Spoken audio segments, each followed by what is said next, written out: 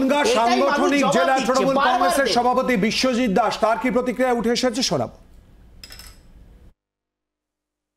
নিশ্চিতভাবে 13,000 ভোটের মতন আমরা এগিয়ে আছি। এটা মানুষের স্বতঃস্ফূর্ত ভোট।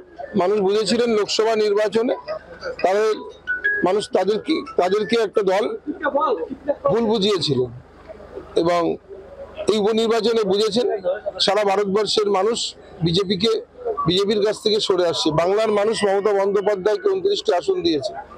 তাহলে আমরা বাংলার যে উন্নয়ন যিনি করেছেন সেই বাংলার মুখ্যমন্ত্রী মমতা বন্দ্যোপাধ্যায়কে তার প্রতি আস্থা বিশ্বাস থেকে আবার বাগদার মানুষ আমাদের এই উপনির্বাচনে বিপুল ভোটে জয়যুক্ত করাতে চলেছে। যে মানুষ লোকসভায় যে ভোটটা দিয়েছিলেন তাদেরকে ভুল বোঝানো হয়েছিল, সেই আমরা ঠিক মতন মানুষের কাছে হয়তো তুলে ধরতে পারিনি।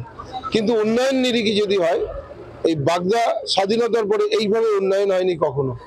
মানুষ সেটাই উপলব্ধি করেছেন এবং আমরা সেটাই মানুষের কাছে বুঝিয়ে বলতে পেরেছি। বাংলার আওয়াজ, বাঙালির আবেগ, জি 24 ঘন্টা।